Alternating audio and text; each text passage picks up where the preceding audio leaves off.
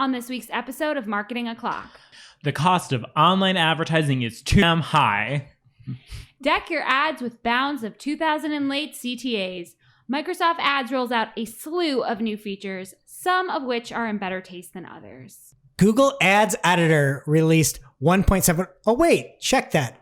Is releasing version 1.7 on Monday. All on today's show. You know what time it is. It's officially Marketing O'Clock. We bring you all the digital marketing news of the week, powered by the digital marketing community. If you want to join the conversation, hit us up.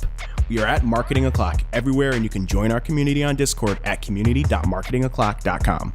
We record every week from the Cypress North Studios in beautiful Buffalo, New York, to bring you our famous Friday news show. You can subscribe to our show at youtube.marketingoclock.com or wherever you consume your podcast.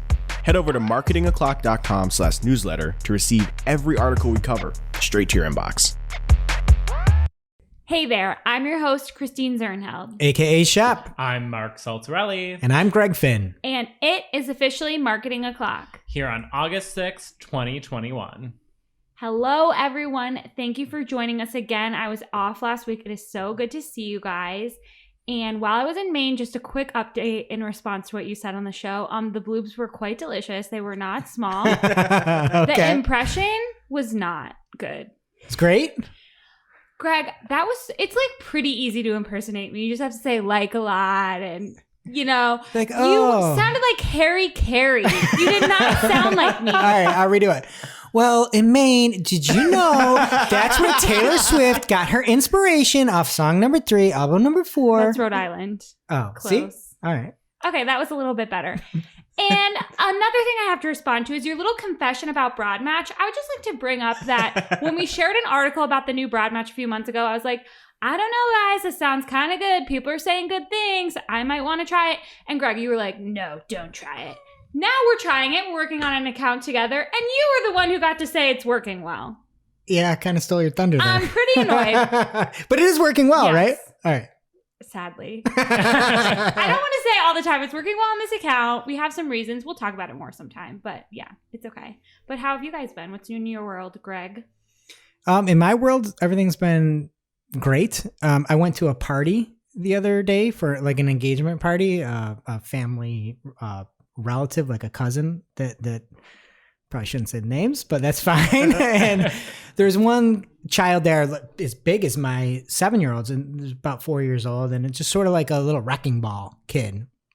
And it was like he was going under the table, and like people were like, oh, watch out, they're like pinching toes, just like kind of like a little wrecking ball. It's the best way to describe him. So this kid comes up to me and like, Does he speak Mandarin? no. Okay. Had his pants on as well. Comes up like points and like pokes me.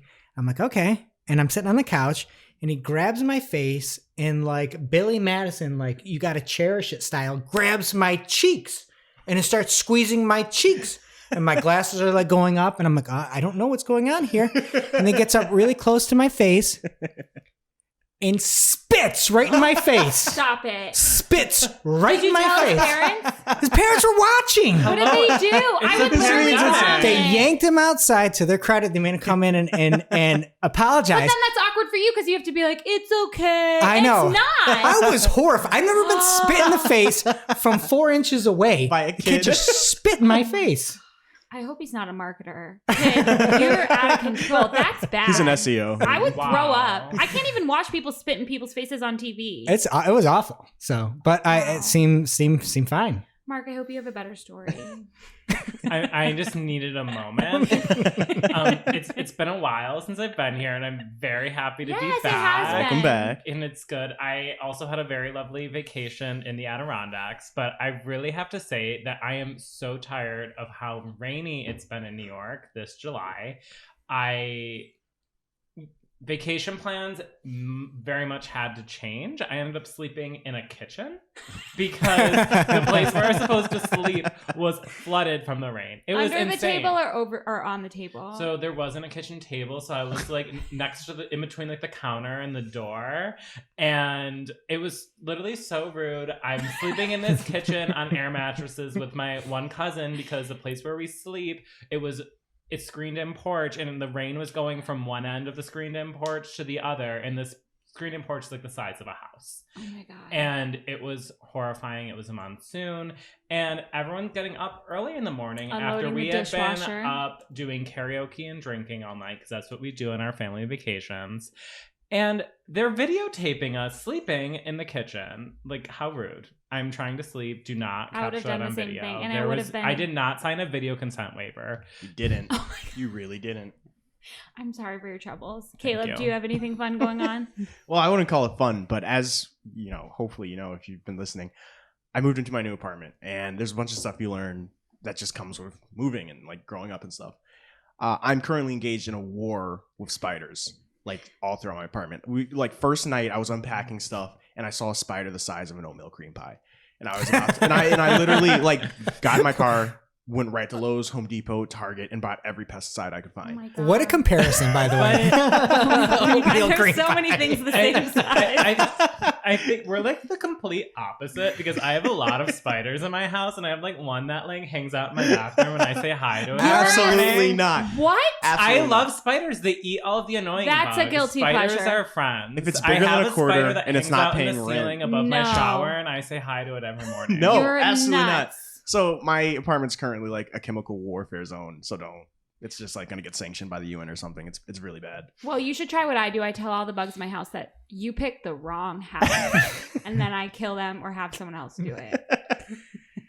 All right. And before I get into the news here, in case you missed the newest episode of the Agency Scoop First with of all, how dare you? How Dare You, with the one and only Jill Fetcher, there was myself made an appearance along with Matt Mombre, who leads our development here and is a founder at Cypress North. And we talked, it's like the absolute worst time I to disagree. launch this pandemic. I disagree. Because we've recorded it in like June, but it's about the pandemic and how we handled it and what we did. But people are going to have to be handling it again, possibly. That's because true. of- That's true. So And I think it's great timing. And every day now, I just look and see if there's a mask mandate in our area Yeah. and all this. But we released kind of what was going through our heads, what we did, and just the response. And what you learned. And what we learned. People can learn from what you learned. I think Yeah. it's great. So check that out. The Agency Scoop with Jill Fetcher, myself, and Matt. Don't miss it.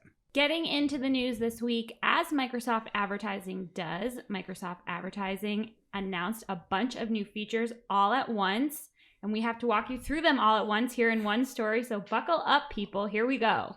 First, they announced the launch of Target Impression Share bidding. So similar to Google Ads, if you use this in Microsoft, it will automatically set your bids based upon where you want your ads to appear in your Target Impression Share settings. So you can say, I want to be anywhere on the first page, I want to be at the top of the first page, so one of those first 4 ads, or I want to be at the absolute top, meaning you are the very first ad. You can set a max CPC limit with these, and it's compatible with campaign experiments if you want to give it a test. I love that we're getting more options, but I literally have no use case for this except for politicians who want to throw their money away. I don't know. What about branded? So you want to be in the first spot 100% of the time? No, the first 4 ads. I guess if it's super, super competitive. There's a client we're all working on cutthroat. that has some affiliate issues, and Of course. I didn't think of that. you know what I'm saying? It's like, yeah, you want to make sure that you're up there showing for your terms, and specifically for Microsoft, they let anybody bid on anything. It's like, they have they say they have copyright rules, No. but you could put anything in your ad copy, bid on any keywords. It doesn't matter. yeah. I guess if it's that important, it's just so sad that you're going to pay so much for this vanity metric for your brand name. But I mean, it's good that they're in Seattle because it is the Wild West in bidding out there. You can bid on anything. And if you're like, oh, I at least want to show up there, that's a decent use case. Mm-hmm. My only issue is that I feel like as soon as you go to automated bidding, the close variants get way worse. Mhm. And when you're using the same bid strategy for an entire campaign, you lose control over individual keywords that might have worse close variants than others. And for that specific client, I am seeing really bad close variants on branded terms that are mapping to very generic things for phrase match keywords. And I had to pause a bunch of branded keywords because they were mapping to non-branded terms. So The other thing I like about it, though, I don't know. you can set the max CPC you want to spend. Yeah. So if you're like, that is oh, don't true. go over this, which is cool. Because we have another client, Shep, you and I are working on, where we had to undo a rule of doing this by the rule. It was a Microsoft rule that was in place saying move the bid to the top of page, basically. And we had to undo this. And in reality, they could have just used this new bid type. Yeah. So I've never used it, but I mean, we're using broad match, so anything can happen. So more exciting new features. They have automated extensions, more automated extensions. I wish I could turn myself into my favorite emoji, which is the upside down smiley face. Like, that's not your favorite emoji. It's one of them. The cartwheel is Top 10. That's cartwheel's like everlasting. Right now, the upside down smiley is like up there. It's iconic. Yeah. So I don't love this. First, they have dynamic location extensions. These will pull location info from the advertiser location extensions and Bing Maps. Dynamic multimedia extensions will append multimedia assets such as images and videos. These will start rolling out in early 2022. Syndication decorations are automated buttons or enhancements that partners use to entice clicks. That just sounds awful. Are you kidding me with the word decoration about like performance advertising? What? Decoration. As I feel like decoration implies that something doesn't have a purpose. It's just for aesthetic. And that's kind of what this is. Do you see the example? I guess this pixelated logo is the decoration. It is. That I can't believe this is new. This literally is the definition of 2000 and late. Exactly. That button looks like it's from 2004. What do I think of that CTA? See it. It's like the one that was like, click here or something. Like, what? And it's funny, the example is about coffee, and it's like, oh, here's our coffees. How about taste it? Yeah, taste it. Buy it. Grind it. I cannot believe how bad this example is, but I'm kind of glad it's like more inspiration or more motivation for people to turn these off because surprise, surprise, you're automatically opted in. Less likely to click this if I saw that button. See it. I'd rather see click here. I'd rather close my eyes. So yeah, I'd like to pick my own decorations if I'm going to have them. So you are opted into these automatically. Make sure you go and opt out. They're easier to find than Google Ads, so good luck, everyone. Then an announcement I do like. If you have an MCC, they are launching account level labels so advertisers can label accounts, campaigns, ads, and keywords across accounts, and these can be used in reports. As a label freak, I'm so obsessed with this. I hope you can sort by label in your MCC dropdown and like tag the ones you work on, not have to filter through everything. And it'll be great for clients with multiple brands and accounts for reports. Love that. More good news, shopping and other feed-based campaigns will be compatible with product conversion goals. Here's how Microsoft explains these. Quote, a customer clicks on an ad for product A, navigates away without purchasing, and then clicks on an ad for product B, but ends up purchasing product A, if you're still following me. With the product conversion goal, you can track this as a conversion for product A, not based on the last click. So I think that makes more sense. I like that. You can also attribute conversions at the brand level, and Amy Bishop's article from SEJ will be in the notes, and it'll talk about that in detail. Also announced, at Integral Ad Science platform-wide brand safety protection is now available globally. And the end of this article is a bunch of updates to those unified campaigns we discussed a while ago. They are unified smart campaigns, smart in quotation marks. And these ads can run on search and social. They sound terrifying, but if you care, they made some changes based on early feedback. You can now post on Instagram from these campaigns. There are updates to access management. There are updates to campaign management. There's a new billing experience. They also added the ability to add multiple sub-accounts under a single parent account. That's a lot of changes based on early feedback, so I feel like people aren't loving these. A lot of big changes. Changes. Got any more news for us, Mark? Yes, I actually have some fun data to share from Lauren Johnson of Business Insider. Facebook, Google, and Amazon are having a banner year, and it's causing ad prices to spike. Here's exactly how much. And I wonder if she intended for that pun to be there. Also, I do have data on TikTok and Snapchat as well, but for some reason that was cut from the title of this article. And I want to start out with some context around this. According to Johnson, she concluded that the price increases can be attributed first, she says, Apple's tracking changes. And then she noted two other big things, which I don't necessarily think are big noteworthy changes because these have been happening over the last 10 years or so. Shifting TV spend to digital and retailers shifting spend to online advertising to accommodate the switch to e-commerce. I think those are things that have been happening over the past few years. But you'd never know with the terrible ads during the Olympics. They're so out of control. Lori Hernandez is a spokesperson for diabetes because her dad has diabetes. It's just crazy. That is also a 15-minute commercial. It's so long. How? What? I have not been. I've only been watching the Olympics on YouTube. You're doing it the right way. I am lost. You're doing it right. All you need is coming at the end of the episode.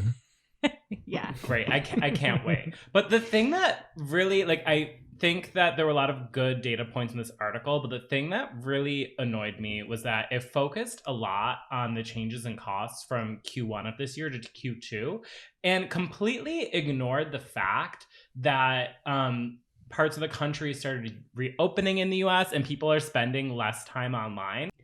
Yeah, you just cannot look at anything year over year right now. It's like comparing apples to oatmeal cream pie spiders in Caleb's apartment. Or quarters to quarter. Yeah. It's not good. Mm-hmm.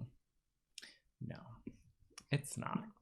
And let's start off with our lovely space rocket company, Amazon. So let's look at some of the metrics here. So cost per clicks are up 20% between the first and second quarter across every single ad format on the platform. And looking at the same period, CPMs are up as much as 87% for some advertisers, and ad revenue is up correspondingly 87% year over year. A lot of people talked about Bezos' hat, the cowboy hat, you know?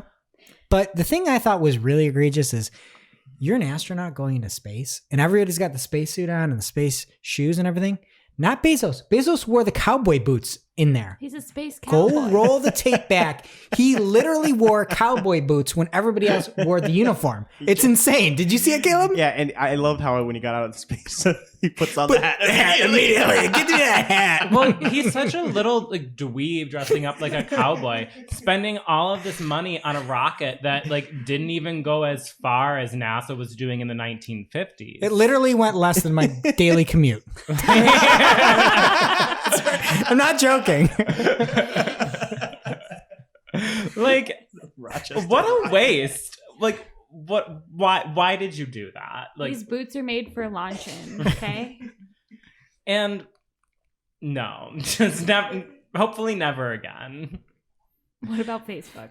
So Facebook, they're saying CPM is up 89% year over year and 30% from Q1 to Q2 with an average CPM of $11, which in my experience doesn't seem that high. Like when I run B2B ads on Facebook, the CPM has been more in like the $15 range. So I don't think this is trust any terrible. data from Facebook advertising. Well, it's a mess. Yeah, and they're still like, and they're reporting like a 47% increase in average ad costs quarter over quarter and expect that to climb even more, but don't specify what those costs are and then turn right to blaming it on Apple. When their platform already collects so much data that you just need to like incorporate into your ad platform. Mm-hmm. So I don't know. Stop blaming Apple for your problems, Facebook. Next up on the Google front, YouTube CPMs increased 108% year over year, and revenue is up 84% year over year. I would expect that to be a little bit more considering how many people are using YouTube, but interesting data point. On the display network, CPMs are up 198% year over year, which makes a lot of sense given how much more competition there is in that space. It's actually really surprising. You think more people would be at home, not be able to do much, being on YouTube in 2020. Not now. You know what I mean? That's the one that kind of... the shorts. Look, YouTube ain't making anything off shorts because nobody's watching them. Okay. $100 million fund. I'm going to keep bringing it up every time we bring it up. But yeah, also, why aren't we comparing this to 2019? Like, why are we comparing this to last year when everyone was at home? And then lastly, cost per clicks are reportedly up for search and shopping, an average of $1 in Q2 and a 40% year over year increase, which was a huge surprise for me, because looking at my clients, I like pulled this because I did not really believe this. Like, I have one client that's down 35% year over year. And then one client, when we're doing both search and shopping, I looked and they're down 8% for cost per click. So I don't know what's going on, but someone's doing something wrong if your cost per click is up. And then looking at Snapchat, which did not make the headline, CPM is up 64% year over year. And they shared an interesting statistic that they really have not been affected as much by the Apple tracking changes as they expected. And their revenue is still up 116% year over year. So, hey, Facebook, you can make this work if Snapchat can. Yeah. You have way more resources. It's all the kids and their streaks. I forgot that was a thing. Is. Oh, it's still a thing. Oh my gosh. I haven't used Snapchat in like 5 years. And rounding out the count is everyone's favorite social media platform, TikTok. CPM there is up 92% year over year. And again, another data point that was left out in terms of thinking about how costs have changed is there are probably a lot more advertisers on the platform this year than there were last year, just as people adopt TikTok as an advertising channel. So I think these were very great metrics to share, but I wouldn't take these at face value if you're going to consider these in your strategy, do more investigation, because of that monthly active user point is left out, and other things like TikTok, like advertiser growth. These data points need to be considered. Greg, what's going on with you? All right. There's a new version of Google Ads Editor 1.7. Sorta. And from the article from George Wynn over at Search Engine Land, he says, Google Ads Editor version 1.7 brings support for hotel leads and lead form extensions. So, went to go read it, clicked on a link, and the link was taken down. And PPC Greg saw the same thing, tweeted George, and apparently it's now no longer releasing this week that we're talking about. It's now going to release on August 9th. So technically Monday, if you're listening to this. So anyway, we still have the details, and we're reporting in here. You heard it first here, people. But in 1.7, advertisers can use the Google Ads Editor to manage hotel ads, YouTube audio ads, and lead form extensions. There's not a whole lot of detail. And then again, I cannot get it to the help page, and I can't pull up the archived version of it. But according to this, you can select specific parts of a campaign to download. And it seems like you won't have to download the entire campaign. And so anybody with really large campaigns, this will be a big deal. I know some people like that. Yes. However, the real thing that I would like, the real specific part of a campaign that I'd like to download wasn't addressed. And Negative keyword lists. You can apply them. You can't make them. You can't edit them. Yes. We're going to hear about this more when I whine in the hardly working section. But anyway, 1.7 coming your way on Monday. Now it's time for this week's Take of the Week. This is a hashtag fire digital marketing take with extra spice served up just for you. We simply deliver the take for your consumption. We give no opinions. We don't influence. You make the call. This week's Take of the Week comes from Josh Durham, Josh J. Durham on Twitter. And Josh has a take that says, it's easier to manage $40K a day in ad spend than it is to $500 a day. Is Josh wrong? We don't pass judgment here. It depends on the client.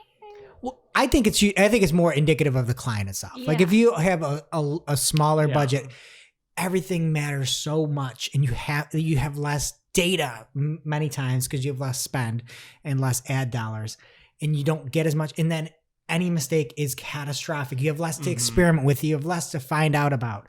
I just thought that Josh, you're right. Yeah, he's right. I think that the lower amount's definitely more stressful and like a lot more thinking. The larger amount might be like more work, depending on how many different channels you have. Yeah, it like depends on your outlook about life. It also depends on the company. Like it's more about how stringent they are with this money. I just feel like if you're only putting $500 up, you probably don't really care. Yeah, I mean, 40K to 500, that's a pretty big difference, but whatever. It's a take. Oh, thank you. Now it's time for this week's ICYMI. This is something you just might not have seen. Maybe something that you overlooked. But you shouldn't have. ICYMI people from Patrick Cadu at Sounds Like Canoe on Twitter. Thank you for making that your handle. He says, I think about this a lot. This is the ugliest user experience possible, but you better believe Amazon has A/B tested the out of this. I almost slipped up and got bleeped again. Oh, no. You're so vulgar. We can all probably learn something from it. Tell me why I'm wrong. So he has a picture of the Amazon checkout page, and I don't really give this a lot of thought. Like, I've never thought of it as ugly because I order on Amazon all the time, and it just gives me the info I need. It's all right there. I guess the fonts and colors and text are all kind of chaotic. There's a lot happening. But I see it so much, I kind of have no opinion. But anyway, then things got awkward because Karthik Senthil replied at Car Senthil, sorry Karthik, and he said, Patrick, I used to work at Amazon, just left a month ago and was the engineering manager, you think that's ENG? Yep. Who owned the delivery piece of the experience. We A/B extensively, obviously, but here are my quick thoughts on the screenshot. So he says, the magic of Amazon is that we're at heart a decentralized company. However, with that comes fragmentation. There are hundreds of variations of this page across different products, countries, device types, etc. We made a broad change that we spent months on to group all delivery information in one spot. We chose below product price to simplify the experience for customers. Previously, it had all been scattered. We learned that when customers have all the things they care about, item price, delivery, speed, delivery price, etc., in one spot, then the purchasing decision can be made quickly. So that's kind of what I said. Like, when you have everything there, who cares if it's ugly? I think the crazy part is somebody whined about Amazon, and the Amazon engineer was like, oh, I'm here. I'm on Twitter. Here's why. And has a thread as to what happened. It's pretty crazy. And you think like, oh, this is ugly, blah, blah. No, they are testing that nonstop. You got to trust them. I think the only thing that really bothers me is that there are 3 different shades of teal. Yeah, that's what bothers me too. But I've never thought of it before because it's all there and I'm buying it right away and then it's at my house in 2 days. Who cares? Now it's time for this week's Pew Pew lightning round. At this point in the show, we split up our content into 3 parts: paid, organic, and social. First up in the paid universe, we have an article from the Optimizer blog about the difference between audience expansion and optimized targeting in Google Ads. ICYMI again. Google now uses optimized targeting instead of audience expansion for display, discovery, and video campaigns to expand your targeting beyond the audiences you have targeted if you have it turned on. And anytime you hear something that sounds like a fact coming from Google, like optimized or smart, you run the other way because it is not smart and it's not optimized. Okay, so let me tell you why. Audience expansion is essentially a system that starts from an advertiser's selected input, so the audiences that you are targeting, and expands it from there. So if you're targeting SUV buyers, it could expand to car buyers. With optimized targeting, Google analyzes the converters from your campaign. If they find a pattern, like the types of searches a lot of those converters are conducting, then the system will automatically start to show ads to other users with similar behaviors. So that's good to know.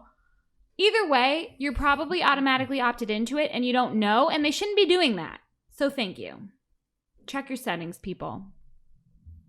Nerd alert, Nielsen is working on a cookieless measurement approach.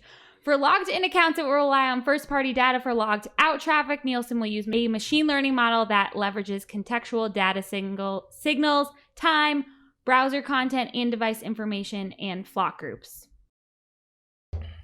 Google is adding some fun new data visualization in display and video 360 campaigns. So this shows you added impression reach from a frequency cap, and it shows you how many unique users saw your ads due to your frequency cap. So that's kind of fun. Check it out, people.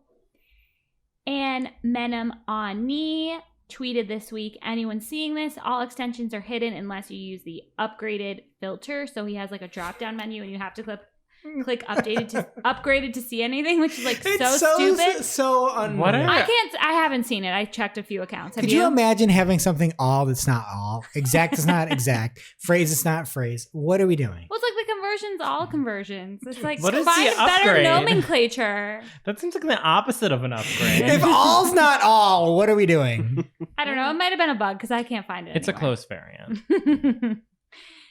And from social media today's Andrew Hutchinson, look at me please. Facebook launches campaign ideas generator to help businesses with their promotional efforts. This includes ready to go ads that will offer you images and copy to consider for use in your ads. Small business owners, look and listen, you guys. This isn't a Wendy's. There's no ready to go ads. You can do a better job than Facebook's AI, okay? Go check them out if you want, but don't use them. Twitter is the latest major site to join the Flock block. This article from TechRadar says, quote, just last month, security researcher Jane Mancham Wong discovered that Twitter was collecting data for Flock by examining the source code of the website. Now, though it appears that the social network has removed support for Flock from the site as the new tracking technology is facing growing criticism.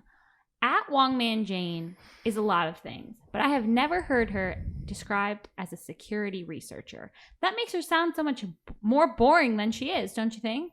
Yeah, she should be like described as Tom Cruise Mission Impossible. That's what I think of with her. Waking up every day. She's like a treasure hunter. Yeah. Yeah, Nick Cage. Yes. Yes. So then she is a national treasure. She is. Well, is she American? I don't even know. She's a global treasure. Yeah, she's even a global bigger. treasure. Yes. Gold So, medal for finding I stuff. went to her Twitter to see how she identifies, and her bio just says, the real hidden features are the friends we made along the way. That's so nice. We don't deserve her. Oh my gosh. And from Cole Soulwish from our team at Cypress North at CJ Soulwish on Twitter, he says, calling all Google Shopping folks, am I crazy or are the metric columns removed in the Google Smart Shopping subdivision interface? I only see products submitted in Smart versus adjustable dropdown in Standard. Checked a few Smart Shopping campaigns. And you're not crazy, Cole, because a bunch of people replied and said that they saw the same thing. He has 2 screenshots here, and there are cost and conversion value metrics in the Standard Shopping campaigns and not in the Smart. So that sucks. Not smart. From the desk of Jessica Budd, she had a notification from Google Ads that says, Scripts is changing soon. Shouldn't it be Scripts are changing soon? Anyway. They only proofread Danny Sullivan's articles and make them worse, so don't worry. Try out the new Scripts experience, which is in beta, by first opening your scripts. Thank you. So we can't really find any more info on this, but you might want to check to make sure your scripts are working the way that they're supposed to, because it seems like they're making some changes. Via Chris Ridley in our Discord channel, we have a Search Engine Roundtable article where Barry is talking about how Google Merchant Center is going to enforce accurate manufacturer part numbers. So starting in August this year, item level warnings for, quote, incorrect product identifier will be issued on the diagnostics page of your Merchant Center account. Then in September, Google will disapprove merchants with the issues. Chris is a recent addition to Discord, and he is really doing the most. Like, I think he joined while I was out last week. I came back. He's sharing, like, awesome spreadsheets for marketers and puppy pictures galore. Like, thanks for being here, Chris. And if you want to join, community.marketingoclock.com. Yes, please do. That is it for paid. What's happening in organic? First up, we have a post from Cloudflare called Crawler Hints. How Cloudflare is reducing the environmental impact of web searches. And think about this like, what is this? There's actually some interesting information and tech going on in here. So they're basically using sitemaps for sites hosted on Cloudflare to try to tell search engines what is new and what isn't, based on when the search engine came last. So from the article, how will this work? At its simplest, we want a way to proactively tell a search engine when a page has changed, rather than having to wait for the search engine to discover a change has happened. Search engines actually typically have a few ways to tell them about when an individual page or group of pages changes. For example, you can ask Google to recrawl a website, and they'll do so in, quote, a few days to a few weeks. And then they go on, again, talk about sitemaps and say, if you wanted to efficiently tell Google about changes, you'd have to keep track of when Google last crawled the page and tell them to recrawl when a change happens. And this is where the magic happens, or when the cloud flares. Okay. All right. They say, we see what pages our customers are serving. We know which ones have changed, either by hash value or timestamp. So we can automatically build a complete record of when and which pages have changed. They talk about some of the priority items, but basically they're going to serve a specific search engine a different sitemap based on changes that have been updated from when that last crawler hit the site, which is pretty cool. Yeah. So, Crawling enthusiasts like Mark will just love this. Spiders. Mm-hmm. So anyway, check that out, and you can get all the notes from the show by signing up for a newsletter or going to community.marketingclock.com. And next up, by way of Glenn Gabe, at Glenn Gabe on Twitter, he says, super interesting part of the podcast, which is the Search on the Record podcast by Google, correct? I think it's off. Off or on? I think it's Off. off. It's off the record. Off the record. Okay. Yeah, just to confirm. And it's still going. It's still going. I was incorrect on that. And it is, Gary covered what universal search is and what it means for all the different Google properties. And Barry Schwartz over at Search Engine Roundtable also had a nice write-up. And he said, in the podcast, Gary said that Google assigns a score to every result it finds for the rankings. It will then distribute that score to every index. By index, he means not just the web index, but also images, videos, news, etc. And this is where it gets a little Google adsy, I thought. Gary said then Google will take all the results that come from all the different indexes and try to mix them together into what we know as universal search. Each of these elements or indexes, quote, are bidding for their desired positions in the search results page. Pretty cool. It's like each one is different. So what makes it Google Ads? Just the word bid? You got to listen to the show. And I wish you luck. I wish you well. All right. And if you want a bite-sized write-up, SEO Clarity's Mark Traphagen had a great thread where they explained in detail 7 different elements. So you can see it really bite-sized. Follow Mark Traphagen on Twitter if you want a simpler breakdown of what I just gave you. All right. Next up, over on Search Engine Journal, the one and only Lily Ray had a fantastic study about Google Discover. And we talked about doing a Google Discover show on Marketing Clock like in 2019, and we haven't got to it yet. And Lily just dropped all the knowledge. Oh, man. So now we can't do one? We just need to do one with Lily, and it's going to be this article. Join us. So go check it out. Basically, she looked at 7,200 URLs and covered everything you need to know about why Google Discover, how it works, what you need to know. And she had the most important takeaway is that from this analysis, you need to realize that Google Discover should form part of your SEO strategy. So check it out. Who was making it all of their SEO strategy? Well, no, but I feel like everybody's like, oh, let's look at the core web vitals. Yeah.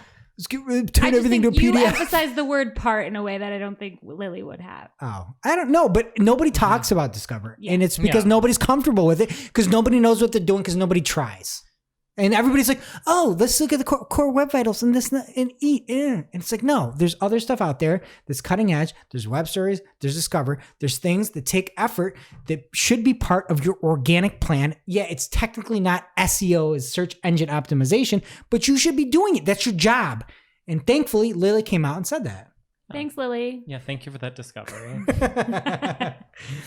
All right. Well, if you like Google Discover, like Lily does, it seemed there's a new article out from Barry Schwartz over at Search Engine Roundtable, and it seems that Google Discover Showcase traffic is now coming in to Google Analytics. And it may only be Google News Discovery Showcase. It's like a fine line, but people are seeing it come through in Google Analytics as specifically Discover.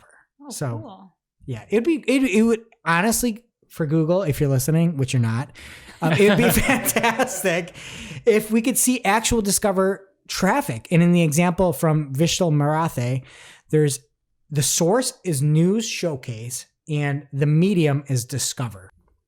So check that out and maybe you can see Google Discover News Showcase only, but don't think it covers all of your Discover traffic at all. You can still see that in Search Console. So check it out there. Okay. And next up, YouTube is trialing a cheaper premium light tier without YouTube Music. So you can get a YouTube Premium Lite that is ad-free that does not have music. You know what I want? Just a YouTube, just a nice YouTube, and something you can play without your phone being on. And Why not do you having to pay need for that it. if you have Shorts? Nobody wants Shorts. YouTube Shorts are a disaster. Nobody wants it. But playing it without your phone, like playing with your phone locked, that's like a premium feature. Which it shouldn't be. You should make the best possible platform for people to do. Say, hey, you know what? There are companies like Spotify going out and paying Call Her Daddy $60 million for a show. You know what? If you can let people listen to something while they're not actively watching it on their phone, that would be a benefit. Like, hey, if you're Twitter and you could allow an edit button and not have to pay for it, that'd be a benefit. Why don't people make a better platform? I don't know. Anyway. Capitalism. But it's not capitalism. It's stupidity. Like, nobody wants Google YouTube Music. Yeah, that's why they're getting rid of it in this plan, I guess. Because everyone has like Spotify or something else. What do you use? You don't use YouTube Music? I use Amazon. Oh. Because it's $3 cheaper. That's how frugal I am. Next up, if you ever wanted to know how Google Broadcore updates impact image search, Glenn Gabe is your go-to. And there is a phenomenal article over on GSQI.com where Glenn has the article titled Google Broad Core Updates and Image Search. Can core updates impact image search rankings? And he says, I absolutely started to see several of them showing impact in image search. I just am like ruining Glenn's whole post here by, I should have said spoiler alert, but yes, there is that. And it's a fantastic article, like every one of Glenn's articles. You're like Apple News with the Olympics. Is that what they do? Yeah, every day I would wake up and I'd know the gymnastics results before watching it. Well, there you go. Stay tuned for the Olympic Yes, minute. you should check it out over on GSQI.com. All right, next up, Google Question Hub has been redesigned. So if you use Google Question Hub, if you're one of the 3 folks that do, you may see a new interface over there. And I think Lily Ray summed it up the best. She said, Question Hub got a cute little facelift. Yeah, I guess she's one of the 3. Yeah. All right. Microsoft Bing has a Did You Know box. So you can see, I think this came from Frank Sandman. That's kind of a cool name. Sandman? Mr. Sandman. Oh, I was Enter, thinking of my kids and Spider-Man and the Sandman thing. But anyway, it is a box that says, Did you know, in conjunction with other searches that are out there. Well, I didn't know. All right. You know. Something that I wish I didn't know came from Sajio George at Sajio George on Twitter. And he said, don't cloak, they said. Create high quality content, they said. And he's got a post from his publication, TLDR Marketing, showing that how cloaking and scraped content dominated Google search in Norway. And it's an example of a cloaked site just absolutely crushing the SERPs. Cute. Nice little facelift. All right. Next up from Rebecca Dune from Sweet Digital over on Search Engine Journal. WordPress dominates the market share of the top 10,000 websites. WordPress makes up 44.3%. Next up is 9.6% with Drupal. Why are that many people using Drupal? T's and P's. Am I right? Awful. It is single-handedly the worst CMS I have ever set foot in. I was With the worst name. I was surprised about Shopify. Shopify is only 1.7%, but you can check it out over on searchenginejournal.com. And lastly, sadly, the search industry is mourning the loss of Eric Stafford. And Eric was over on the fantastic Duluth, Minnesota AimClear team and has passed away. So Barry Schwartz had a great article recognizing a lot of the thoughts from people around the industry over on Search Engine Roundtable. And there's also a GoFundMe there that we'll link over in our community and our newsletter if you want to help support Eric's family. All right, Mark, that's it in organic. What's happening in social? Okay, well, if you're watching or listening, you're going to notice pretty soon that Greg has magically disappeared. Unfortunately, he had to take a call, but he'll be back, I think I heard. Yeah, I don't think he was kidnapped. Just like we said goodbye to Greg for this part of the episode. Remember about a month ago, Twitter announced on Twitter that they were removing fleets on August 3rd and gave a very nice "we're sorry" or "you're welcome." Well, it's past August 3rd. Do we still have fleets? No. They're gone now, right? Now they're gone. Okay. They weren't gone, though, for a while. So we made it through halfway the day, and they were still there. And people were like, what's going on? And Caleb had a great TikTok about it at Marketing O'Clock on TikTok. Like, Twitter, I'm very happy you got rid of stories, but, like, don't make promises you can't keep. Yeah. And speaking of Twitter, as they're kicking fleets to the curb, they're also welcoming the Associated Press and Reuters to the party to increase the scale, speed, and accuracy to which Twitter can provide users with context as to why a topic is trending. And if you remember last September, they finally launched descriptions for trending topics. So you get some explanation, and they're just building that out more with actual data from these two pretty reputable news sources. Well, I appreciate this because sometimes things are trending and there's absolutely no reason. It's just like weird kids being like Bob Costas for no reason. Like, I can't believe it's not butter. Like, why is that trending? It is right now? No, it's not. I just used that as an example. And a lot of times it's just going to say, why is it trending? It's sponsored. It doesn't take the Associated Press to figure it out. Pretty much. So, as you know, like, at the moment, Twitter isn't doing much to add a description. There's just either like a Twitter moment, a tweet, or a written description as to why a topic is trending. But with this new partnership, it's going to be much more enhanced. So the descriptions will be much more contextual about what's going on in the news. And then the descriptions will be provided pretty immediately as trends emerge. And they're thinking possibly in some cases, they'll be prepared with descriptions on a topic before it even is actually trending on Twitter, which is really cool. And it's like why it's important to work with news organizations on these types of things. The descriptions are going to be much more accurate and provide much more accurate information when people are disputing facts on Twitter. Like, they'll have the factual information and they'll be able to link out to reliable reports and trusted sources more frequently rather than just having their short description. But the partnership isn't ending there. It's not just for trends. So according to Josh Edelson of TechCrunch, this partnership with AP and Reuters will be very important for fighting misinformation on the platform. Data from AP and Reuters will also be used to aid in Twitter public service announcements, add context to news and explore content, inform how they rank search results, what prompts are appearing in the Explore and Home tabs related to major like news and political events, and what and when misinformation labels should be applied to tweets. So really great to have this data out there to help them make better decisions. Love to see it. We love facts. And after 11 quarters of consecutive user growth, Pinterest loses 24 million active users as lockdowns ease and physical stores reopen around the world. And people finally have the weddings they've been planning for 3 years. Am I right? I hope those were some really good weddings. Yeah, I went to one. It was great. You had a lot of time to plan. I have one in a few weeks. I'm hoping this Delta variant and people not getting vaccinated doesn't affect that. Yeah. So, like, fingers crossed there. I'll be thinking of you and your dance floor. You know how important it is to me. And I will quote Pinterest: as lockdowns lifted, people spent less time at home in Q2 2021 versus Q2 2020. Given that many of Pinterest's core use cases, examples decor, garden, cooking, DIY, are especially relevant at home, we believe we disproportionately benefited from increased time spent at home during pandemic lockdowns. Like, everyone was like doing their little home projects, cooking that perfect vodka sauce. And now people are just having some fun in the sun. Yeah.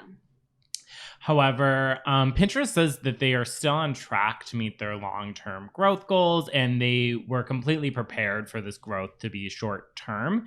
They were well aware that they were overachieving during the pandemic and that growth was completely unsustainable. They said, though, that despite like monthly active users going down, both shopping and search engagement remain strong, and brands are still uploading a lot of their catalogs and participating on shopping on the platform, and that catalog uploads were still up 50% quarter over quarter. So while user growth may be down, they're still growing in other areas. And I think this like kind of speaks to what I was talking about earlier, that people are just spending way less time online and platforms are starting to feel the effects of it. Yeah. So you can't compare quarter over quarter or year over year. There are no comparisons to be made. Don't compare yourself to others. Just be you. Thanks, Mark. Your daily inspirational quote from Mark. And I'm just going to quote our dear, dear friend, Andrew Hutchinson here, because I really could not say this better myself for this next story. He literally took the words right out of my mouth. So I'll start the quote. In an utterly unsurprising update, Instagram has today announced that the Reels length limit is being extended from 30 seconds to 60 seconds for all users. Oh, I wonder where they got that idea. Mm-hmm. Yeah, and his roasting does not end there. It says, given that TikTok now enables the upload of longer clips up to 3 minutes, and YouTube Shorts can also be up to 60 seconds in length, it seemed it was only a matter of time before Instagram followed the trend, which is kind of what Instagram does these days, right? End quote. Like, literally, like, I am dead. I'm screaming. You just murdered Instagram. Copy it is paste. So true. And you point out in the article, it's like very interesting because Instagram's video offerings are very confusing and different. So now you have like Reels that are 60 seconds. Your feed videos are also 60 seconds, and you get 15 seconds for stories and like an hour for IGTV. And it's very disjointed, but you can also cross post between the different video offerings. And it's just like, Instagram, what are you doing? Figure it out. Mm-hmm. But instead of focusing on making a more cohesive video experience, they made this heinous meme. And if you're not watching on YouTube, you know that meme that's kind of like the Jimmy Neutron brain blast. I honestly don't know this meme. The brain like having different phases of lighting up. So it's going like just like the tiny brain that's no reels. And then the 15-second reels is like there's like a few lights in the brain that's a little bit bigger. And then 30 reels, the brain is 30-second reels, the brain is like shining really bright. And 60-second reels is like the brain is exploding with light. Okay, first of all, the person with no reels, like, are you okay? That really makes me uncomfortable. Brains aren't supposed to be that small. Yeah, it's like you have like a baby brain and an adult size. It's really uncomfortable, and you're definitely getting concussions. Second of all, actually, I think it would be more accurate if all of the images were that tiny brain, because nobody is using these. Yeah. I'm very glad, though. I can post 60 seconds worth of TikTok now on Instagram. Oh, you cross-post? Yeah. Wow. I love your cross-channel content strategy. Next up in the news, we had Julia McCoy shared an extremely comprehensive guide to Instagram Search and Explore on the Search Engine Journal. And I'm not going to go through all the details. You can find the link to the guide in our newsletter, and you can expect to learn there why Instagram Search and Explore is important for marketers, how Instagram's algorithm works, how to find content across the front page, search, topic channels, and Instagram TV, and tips for getting on Instagram Search and Explore pages, which, what's the secret, you may ask? It's very straightforward. It's use location tags and hashtags, post consistently, post at the right times, engage with others, and post high quality content, which most social media marketers probably are already doing. I hope so. Ooh. Lights. Camera. Action. For the first time ever, a film distributor will use Facebook to debut a movie exclusively via a ticketed live event. What? Yeah. Are they going to get sued? First of all, oh my God. We can't. That's a I don't know what's going on. People love to ride dirt bikes and like not motorcycles, like literal dirt bikes. Like they were assembled in their backyards, with no helmet, up and down our street, like right in front of the studio. And I'm sorry if you hear them, if they're ruining the audio experience for you, but please address these dirt bike people yourself. Yeah, it's not me. And we're working on our studio. And back to this, they're totally going to get sued by Scarlett Johansson, so they better be careful. Just another way she can make less money, right? Yeah, give me the details. So the movie is The Outsider. It's a controversial documentary about the construction of the 9/11 Museum in Manhattan, and it will premiere publicly on Facebook for $3.99 on August 19th. So I immediately really wanted to criticize this because I'm like, Facebook, what are you doing? But there is a very good perspective on this in that putting films on Facebook for kind of like niche, like artistic or like smaller films could lower the barrier to distribute content for smaller filmmakers and studios. Like traditionally you'd be going to like niche theaters and local theaters and things like that and looking to reach those audiences in smaller markets. And it's really difficult to be brokering those like very local deals. I guess, but like who's gonna pay for it if people don't know of you on Facebook? I don't know. I know. We'll see how it goes. They're also really trying to make the Simone Biles documentary happen too. Yeah, and it's I'm just kind of concerned for like Facebook's product strategy here because they're kind of like throwing everything at it and trying to keep users on the platform and seeing what works. There's not really a strategy. They're trying to do like everything. I just also can't see myself ever saying it's movie night. $4 Facebook. Yeah, can you even stream that to your TV? Yeah, exactly. Yeah, I don't know how that works. Well, you have to like plug in your laptop through HDMI. We'll have to figure it out. I don't know about the controversy, so I'm scared to say this, but it does sound kind of interesting. I love the 9/11 memorial. Will you be paying $3.99 for it? Probably not. What else is happening? Well, rounding out the news, we have another Facebook story that's actually a tweet that literally has me screaming. I was dead when I read this. So the original tweet is from Ben Arez at ViableBen on Twitter. And he says, in the little bit over a year as a PM at Facebook, which stands for product manager usually, but also could be project manager, I've created 0 tickets/tasks. We don't do sprints either. PMs here focus on vision, strategy and partnerships, less on project management and tasks. Engineers carry most of the project management responsibility and create their own tasks. It's great.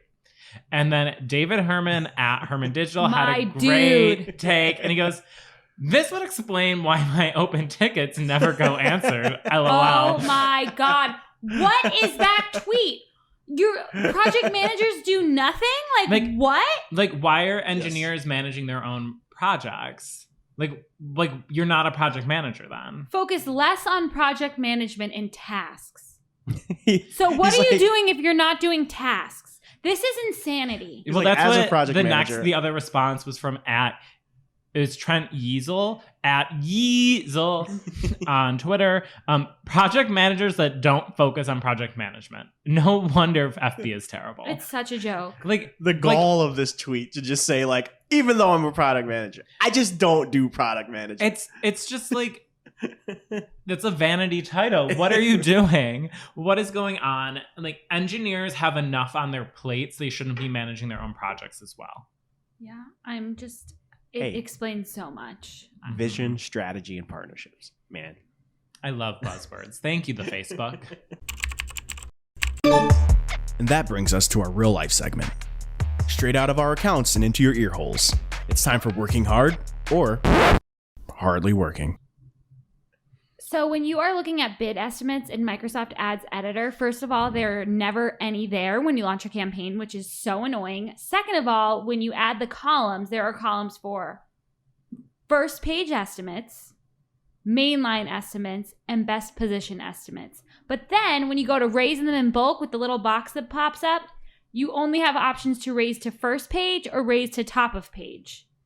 So first of all, get your nomenclature straight. Is it best position or is it top of page? Like figure it out and call them the same thing on the same. My mind was blown. I'm so upset about this.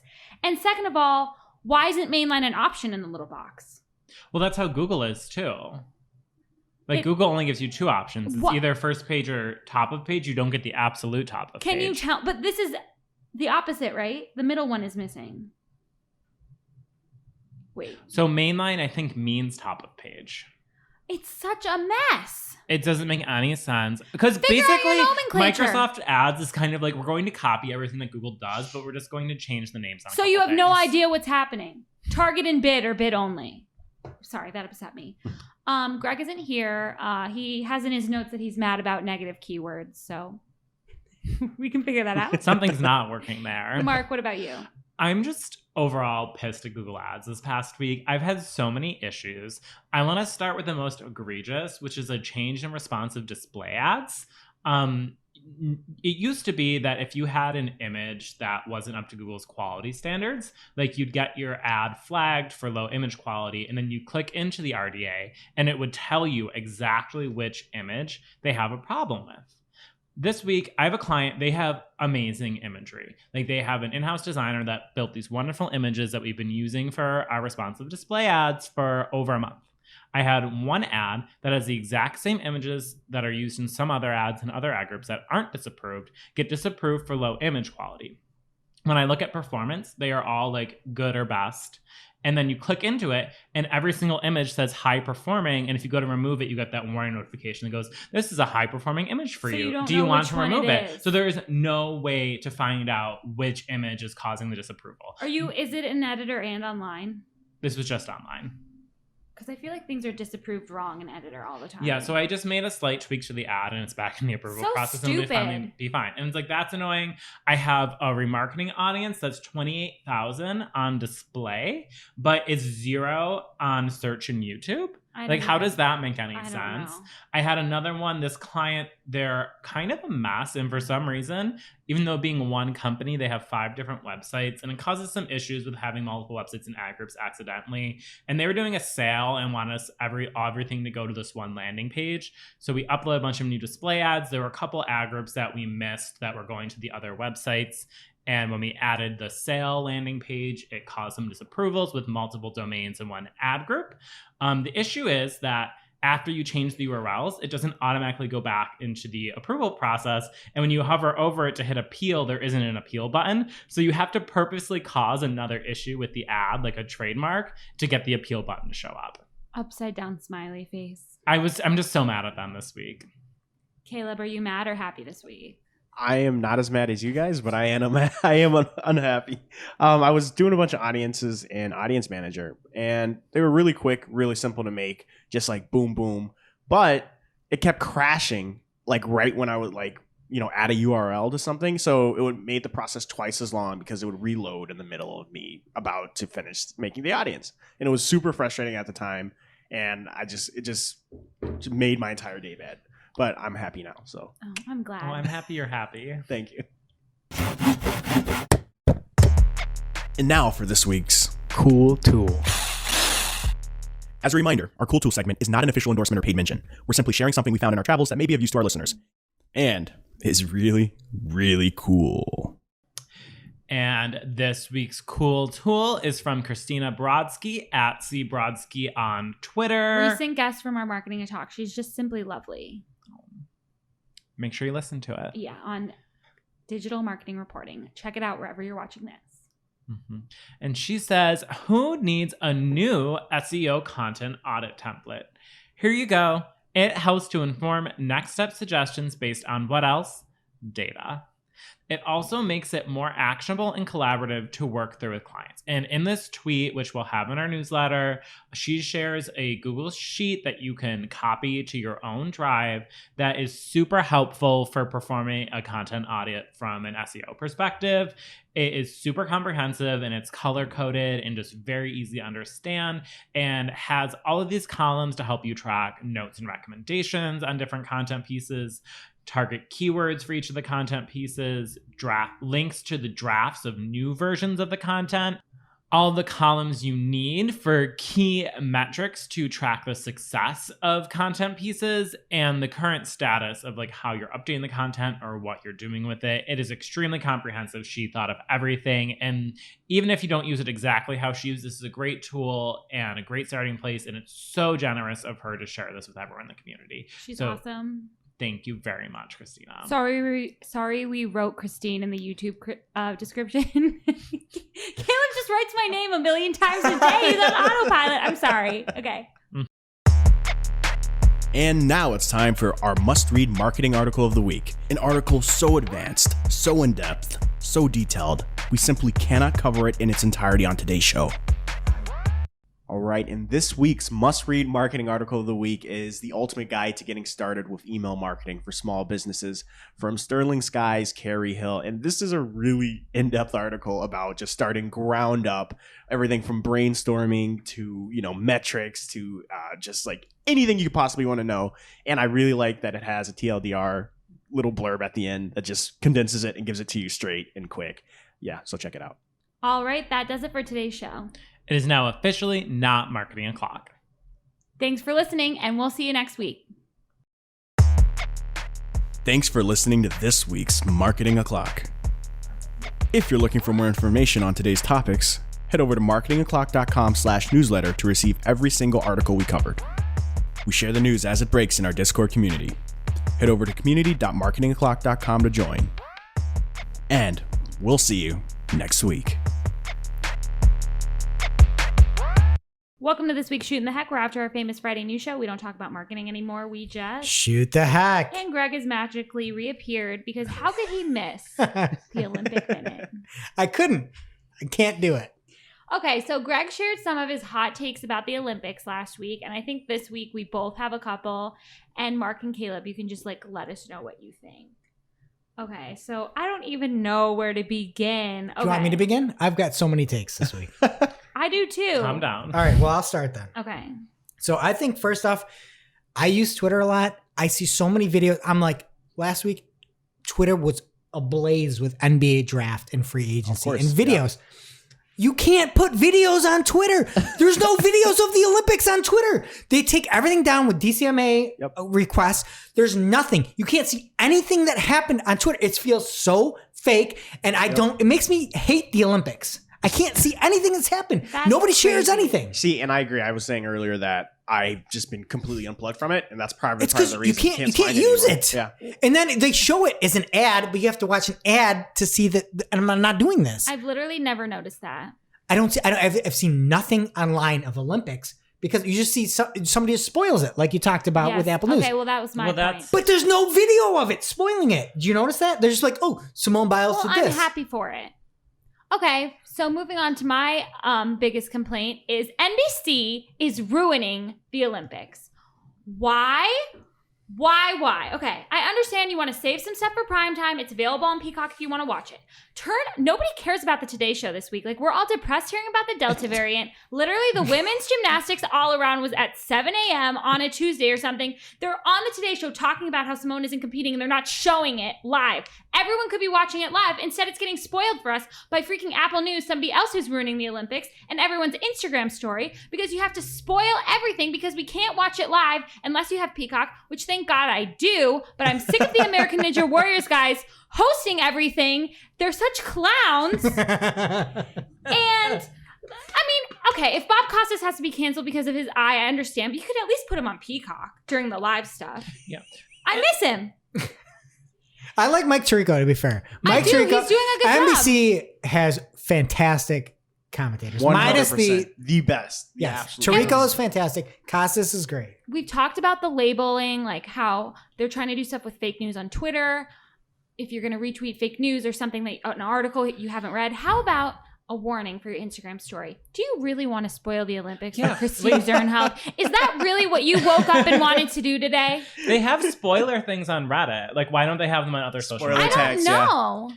And my thing, also NBC, I've been watching most of the coverage on YouTube, and they put who wins everything in the title of the YouTube video. Why am I going to watch it if I already know what happens? Yeah, exactly. And this could all be resolved if NBC would just have it on all the time and assume we're all watching it instead of the stupid prime time. It's so annoying. Like, no one wants your stupid streaming service. And you can't tell me that the track and field guy on Peacock isn't Joe Buck. The guy commenting. Well, he's Fox. He's Fox Network, so That's he what better they not be said. Joe Buck. I think he's breaching his contract to come over to NBC for this, and they're not showing us his face on purpose. And the commentators are different in the morning than they are in the evening, because I think Nastia Lukin doesn't do it live in the morning. She watches the event, then she tells the story the way she wants and does it after. I agree with you. I tried watching that. It's 100% recapping a story, not doing it live, which is awful. It's awful for the viewer. I feel so relieved. Okay, do you have more points? Yes, I don't know how spicy you want to get here, but one thing that I've noticed is, in general, swimmers do anything they can do not to have drag, right? There's no, you have swim caps on. Back in like 8 years ago, they had those full body suits where they broke all the records so that there was like no body hair anywhere. Double swim cap, body suits that got eliminated and everything. And like, so anybody in the water is like no drag. And then anybody on land is like, I had the same let's have drag. There's a guy qualifying with a full mustache and a mullet. There are people have jewelry. They're getting down on the line, tucking jewelry in. It's girls like, have like with water beautiful people- long hair. They don't even put it in a ponytail. It's there's nuts. somebody from England that was like, her ponytail was like swishing in the face of the other person. I'm like, maybe that's why. Maybe I you're just feel like trying. so hurt. But it's like, the people in the water must be like, what are you land people doing? Like, we hate drag. But that's actually like a good strategy for like track and field. Like, if you feel someone like coming up behind you, just like shake your hair. Maybe that's early warning system. I love it. It's so crazy. I had the same conversation But yesterday. you see them get on the blocks and everybody's tucking the jewelry in. It's like with a lot of sports too, baseball, all that stuff. But it's like, you're going 50 meters. Like, that's not I'm gonna far. wear a parachute. Okay, I just wanted to talk about how there's a whole soccer tournament going on right now that's not the Olympics, and it's like in America, and my husband wants to watch it, but our team isn't good enough for the Olympics, but they were like doing pretty good in this Gold Cup. Like, why would you do that at the same time? You need an intervention with your husband. It's if that's so what he's weird. All right. Do you want the spiciest take now, Yeah, or do you want it absolutely. after? You can do it now. Just do it. Okay. Swimming sucks. I tried watching a 1,500 meter swimming thing. That was so It's late. Back and forth 30 times. I made it 12 and I fell asleep and I woke up the next day. And I'm like, what happened in this swimming run? You're going back and forth. Do you know what? If you had to watch a mile run and somebody's doing 100 meter back and forth and back and forth and back and forth, you would just tap out and be like, I can't do this anymore. This is awful. And swimming in a pool sucks. So here's my hot take. Take all the lazy rivers, turn them into swimming laps, and you're doing laps and you're actually passing people like NASCAR. You're passing people in a lap. Like That me would on be exciting. vacation? Yeah. Like normal people? That would be hilarious. But like running, I'm like, why isn't running not this bad? And it's like, oh, because you're actually competing against somebody. You're actually going around them and you're trying to pass people. And swimming, you're just in this little thing going back and forth like a goldfish. Like, use the and we have lazy rivers. Take those, turn them into tracks. How awesome would that be? I think I should be in there with an inner tube too. Mm-hmm. Yeah. And like a microphone. Tell me I'm wrong. That 1,500 would have been much better in a Yeah. lazy river. Oh my gosh, They you can have interview people you with as someone obstacles. swims by. Wait, the next Olympics are going to be at Martin's Fantasy Island. And Okay, my final take is to poke holes in this. I think they could have so many merchandising opportunities. Like, we have all these smart TVs. Like, by the next Olympics, there's going to be links to all the merch from the page, because we were sitting there, like, my sister-in-law loves the Olympics and she wants to spend $1 million on all the clothes. She's like, what bomber jacket do you think that is? Simone Biles is on the podium. Have a link to it right there, and she would have bought it. She'd be like, what leotard is that? Can I get it with the goat on there or not? Like, that's And furthermore, cut back on these terrible diabetes ads and have the athletes wear sponsored outfits like they do in soccer and NASCAR. It would be Shut- way more wholesome. Read the last one on my Olympic minute. Commercials are all pharmaceuticals. The commercials are all pharmaceuticals. It's like you're watching athletes perform at the top of like human Yeah. pinnacle, like the pinnacle of human achievement. And then after you have a break of like just pharmaceutical ads. It's just I don't watch TV. I don't watch live TV. Is this what it is? It's just pharmaceuticals? It must Yeah, be pretty so much, nice pretty to live much. in other countries where it's illegal to advertise pharmaceuticals. That's my thing. Why do you do Or they can do it, but we can't. Are doctors smarter than like civilians? It can't be Yes. great either because What's that? consider you just watch someone like you said, swim like 1,500 meters and everything, and then the next ad is just like, do you have sore knees? Yeah, it's like, oh, yeah, that you And may that's have. why From sitting on my Diarrhea, couch while I watch constipation. other people swim. Exactly. Crazy. That's why it's so weird that it's Laura Hernandez's dad, because it's literally none of these people have problems that they would need a pharmaceutical That's for. So crazy. she's got to be like, my dad has diabetes. Like, it's so random. It's so weird. Like, my dad, not in the Olympics, but here, diabetes, take it. I do know Ask people your with doctor. diabetes. Okay, well, we really agreed with everything. I feel like I lost 10 pounds today. We'll see you next week.